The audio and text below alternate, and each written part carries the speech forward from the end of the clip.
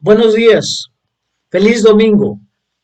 Hoy estamos celebrando el séptimo domingo de la temporada de la Epifanía y el tema de este domingo es vivir por la generosidad de Dios. Y nuestro sermón, que está sustentado en Lucas 6, del 27 al 38, trata sobre el manifiesto de Jesús de la vida generosa que su pueblo debe vivir confiando en su provisión.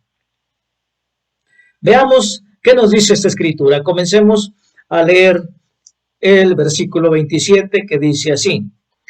Pero a ustedes que me escuchan les digo, amen a sus enemigos, hagan bien a quienes los odian, bendigan a quienes los maldicen, oren por quienes los maltratan. Y si alguien te pega en una mejilla, vuélvele también la otra. Y si alguien te quita la camisa, no le impidas que se lleve también la capa. Dale a todo el que te pida, y si alguien se lleva lo que es tuyo, no se lo reclames. Traten a los demás tal como quieren que ellos los traten a ustedes. ¿Qué mérito tienen ustedes al amar a quienes los aman? Aún los pecadores lo hacen así. ¿Y qué mérito tienen ustedes al hacer bien a quienes les hacen bien? Pues aún los pecadores actúan así. ¿Y qué mérito tienen ustedes al dar prestado a quienes pueden corresponderles? Aún los pecadores se prestan entre sí, esperando recibir el mismo trato. Ustedes, por el contrario, amen a sus enemigos. Háganles bien y denles prestado sin esperar nada a cambio. Así tendrán una gran recompensa y serán hijos del Altísimo, porque Él es bondadoso con los ingratos y malvados.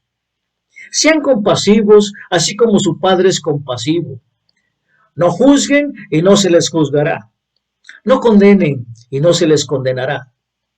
Perdonen y se les perdonará. Den y se les dará.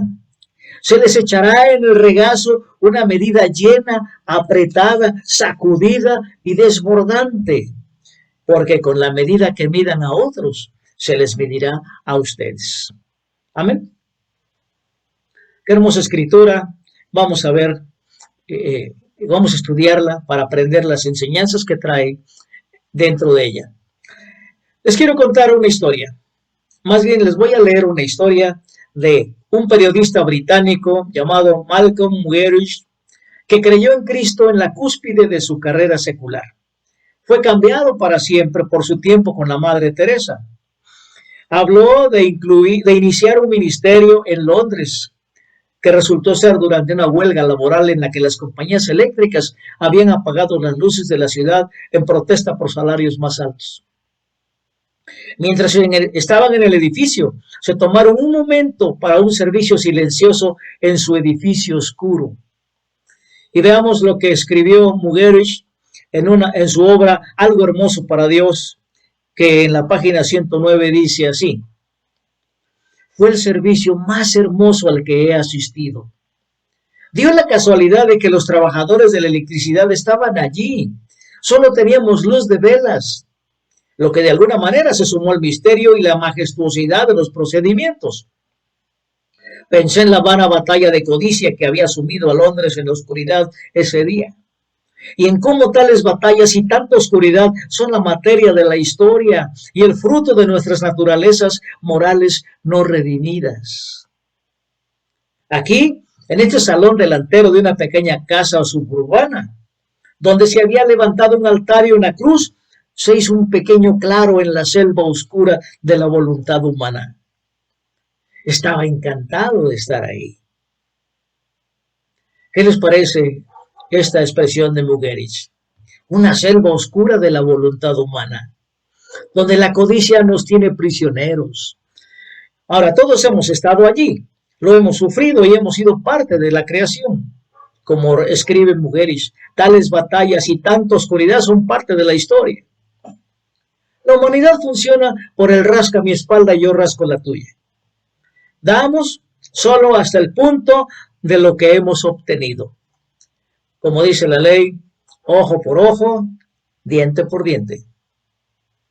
Pero el sermón de Jesús aquí nos libera de la oscura selva de codicia y juegos de poder. En solo unos pocos párrafos, Jesús le da un giro a toda la cansada historia humana. Veamos lo escrito antes de este momento en el ministerio de Jesús para ver cómo deshace nuestros instintos humanos y nos muestra lo que significa ser verdaderamente un humano. Veamos tres detalles de esta historia hoy. A lo mejor les parezcan desconectados entre sí, pero vemos cómo se relacionan. Vamos a ver, el primer detalle es el nivel de igualdad. El segundo, la regla de oro. Y el tercero, la medida generosa. Vamos a comenzar con el primero, el nivel de igualdad. Leamos Lucas 6:17 que dice: Luego bajó con ellos y se detuvo en un llano. Había allí una gran multitud de sus discípulos y mucha gente de toda Judea, de Jerusalén y de la costa de Tiro y Sidón. Amén. Y es que este versículo al principio le da a este pasaje su nombre, el sermón de Jesús en la llanura.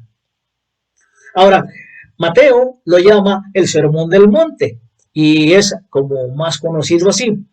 Bueno, parece que Lucas y Mateo están contando esto desde dos ángulos diferentes, o tal vez Jesús dio el sermón dos veces. Sin embargo, es posible que Jesús reutilizara el material. Vamos a ver los detalles. Veamos.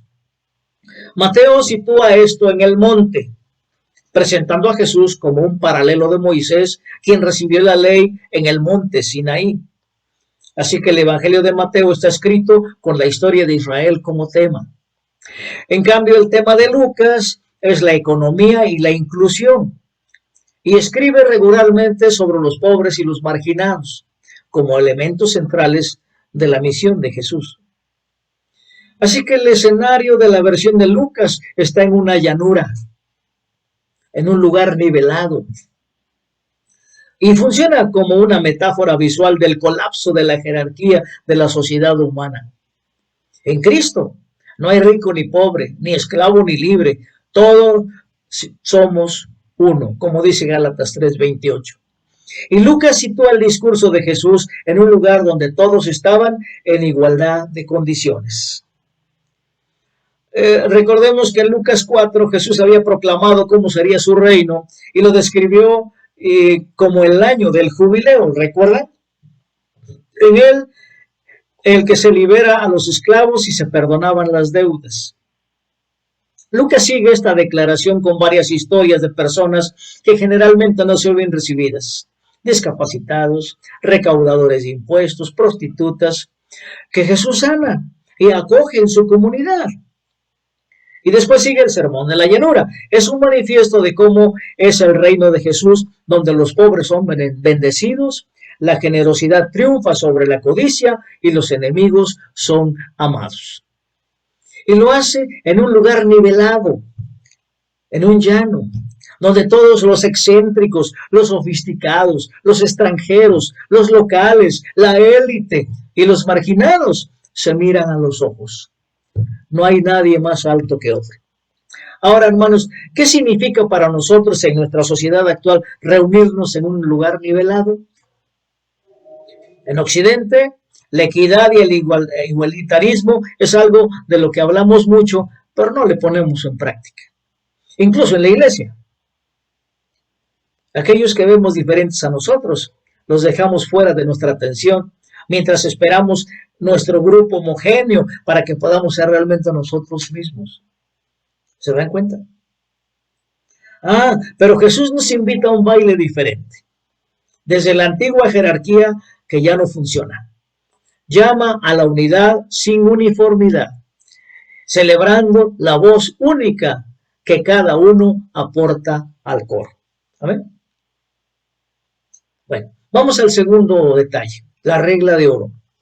Leamos Lucas 6 del 30 al 32 que dice así: Dale a todo el que te pida, y si alguien se lleva lo que es tuyo, no se lo reclames. Traten a los demás tal y como quieren que ellos los traten a ustedes. ¿Qué mérito tienen ustedes al amar a quienes los aman? Aún los pecadores lo hacen así. Amén. Hermano, ¿reconoces la regla de oro en estas palabras de Jesús? Haz a los demás lo que te gustaría que te hicieran a ti. Esta es quizá una de las enseñanzas más famosas de Jesús, aunque no era original de él. Es una frase utilizada por maestros antiguos, pero es típico de Jesús porque da un giro a la frase en la dirección que él desea. Jesús apunta aquí al código ético por el que vivían Roma y gran parte del mundo antiguo. El quid pro quo, o sea, algo por algo, esto por aquello. La sociedad en ese momento funcionaba en este intercambio. Le diste un regalo a alguien porque te dio uno. O hospedabas a alguien en tu casa y ellos tienen que hospedarte a ti o serían avergonzados. Y esa vergüenza significaba más que vergüenza, significaba pérdida de reputación, posible pérdida de sustento. Y la sociedad se convirtió en esa enloquecedora telaraña de quién debía a quién agradecía a quién ofendía y quién vengaba a quién. ¿Se dan cuenta? ¿Te parece algo extraño o lo conoces? Bueno, eso también lo vemos en nuestros días todo el tiempo. Damos amabilidad solo a quien nos la da. Damos amor solo a quienes nos aman o quienes son amables. Damos favor a quien nos hace uno. ¿O no es así? Pero Jesús rompe con tal pensamiento aquí cuando dice en versículos 32 y 33, ¿qué mérito tienen ustedes al amar a quienes los aman? Aún los pecadores lo hacen así. ¿Y qué mérito tienen ustedes al hacer bien a quienes les hacen bien? Aún los pecadores actúan así. Y es que Jesús le habló a esa cultura en aquel tiempo, pero también a la nuestra, ¿no se dan cuenta? Y no solo damos y amamos sin esperar recompensa, hacemos estas cosas porque Dios nos dice que amemos a los demás en acción y Él sabe cómo funciona la humanidad. Lo sabe porque la humanidad está en Él. Y le respondemos porque Él es la única razón por la que existe la generosidad. De Él es de donde proviene esa generosidad. Porque dice que ha venido a darnos vida abundante. Ahora, si somos dejados solos a nosotros mismos, degeneramos en una sociedad de quién le debe a quién. Y nuestras relaciones se degradan en intercambios y nuestras interacciones se convierten en transacciones. Así es la humanidad caída, así es la humanidad no redimida. Y entonces Jesús le da su propio giro a esta regla de oro. ¿Por qué? Porque en lugar de tratar a los demás de la misma manera que te tratan a ti, nos llama a hacer esa primera inversión. A nosotros, dar primero, amar primero sin creer que recibiremos algo a cambio, sino creyendo que Dios está a cargo. Y nos dice que el mundo generoso es el mejor lugar para vivir. ¿No les parece, hermanos? Así es que vamos a dar sin esperar recompensa, pero además lo debemos hacer primero. Amemos primero porque Él nos amó. Demos primero porque Él nos dio. Y así podemos seguir dilucidando esto y vamos a darnos cuenta de que este es un código ético muy diferente al de la sociedad actual. Vayamos a la al tercer detalle, la medida generosa. Leamos Lucas 6:38 que dice, den y se les dará. Se les echará en su regazo una medida llena, apretada, sacudida y desbordante, porque con la medida que midan a otros, se les medirá a ustedes. Y esa es la clave del reino de Jesús. Esta es la salida de la oscura voluntad humana, la generosidad. Y la generosidad es el único alivio, el único descanso en este mundo calculador y adicto a sí mismo en el que vivimos. Bueno, es que el versículo 38 nos viene del espíritu empresarial en los días de Jesús. En aquel tiempo, la mayor parte de lo que podríamos llamar ir de compras se hacía en mercados al aire libre. Y le compraste al comerciante y él medirá tu compra. Y aquí nos dice Jesús que nos debe dar o nos dan una medida buena, apretada, sacudida y rebosante. Antes se compraban granos, por ejemplo, en una medida, vamos a llamarle un bote, un recipiente, y ya que estaba lleno, seguía empujando, hasta que se acababa de llenar y no dejar ni un huequito, y ya que estaba lleno, echarle encima lo que se desborda, ¿verdad? Y esa es la forma en que Dios nos bendice generosamente. Y bueno, aquí Jesús pone generosidad en este intercambio cotidiano, presionando hacia abajo, sacudiendo y derramándose. Y Jesús nos dirige hacia la generosidad de Dios, que da en abundancia, incluso en el intercambio más medido. Recordemos que el amor de Jesús cuando llega a nosotros se derrama. ¿Y qué pasa con ese derramamiento? Moja a otros, ¿verdad? Y es así como da generosamente nuestro Padre. Y está derramando algo, o sea, una semilla, un grano, agua, lo que sea. Luego presiona y sacude la medida hasta que se llena y rebosa. ¿Qué les parece, hermanos? Así es que no damos porque estamos esperando lo mismo a cambio. Y no somos amables solo si recibimos algo de amabilidad, no. Y no amamos solo a quienes nos aman. Damos, mostramos bondad y amor porque Dios está a cargo y cuidará de nosotros. Vamos a recordar a Malcolm Gladwell, ese periodista que se convirtió al catolicismo y las monjas en la habitación abarrotada de luz de velas. ¿Se acuerdan lo que leímos al principio? Donde se hizo un pequeño claro en la oscuridad de la voluntad humana. Y Jesús nos da la metodología de su reino, donde los últimos serán primeros y los generosos son los verdaderamente ricos. ¿No les parece? Qué hermosa enseñanza, ¿verdad? Bueno, ¿qué nos podemos llevar para nuestra vida? ¿Qué podemos echarnos al bolsillo? Veamos. Vamos a reorientar nuestra capacidad de dar. Y estamos hablando de una reorientación de lo que significa dar. Dar como Jesús dio significa que damos primero, amamos primero, mostramos bondad primero, porque su amor nos impulsa y porque sabemos que Dios cuidará de nosotros. ¿O no les parece así, hermanos?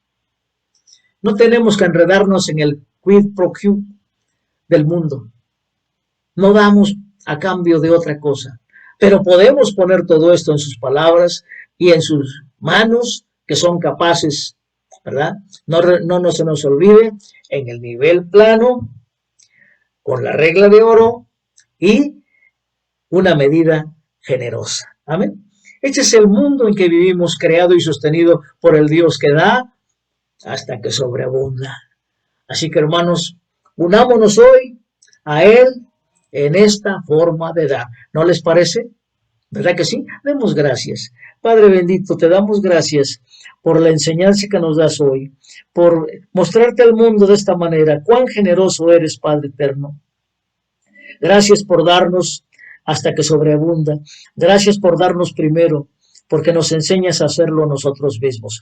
Ayúdanos y enséñanos y muévenos a dar primero y a dar generosamente a los demás. Nuestro tiempo, nuestros bienes, todo lo que tú nos has dado, todo lo que tenemos, porque es de ti y no es nuestro. Entonces, ayúdanos a darlo, ayúdanos a compartir tu presencia misma, Señor, tu generosidad y el amor tan inmenso con que nos amas a todos y cada uno de nuestros semejantes. En el nombre de Jesús. Amén.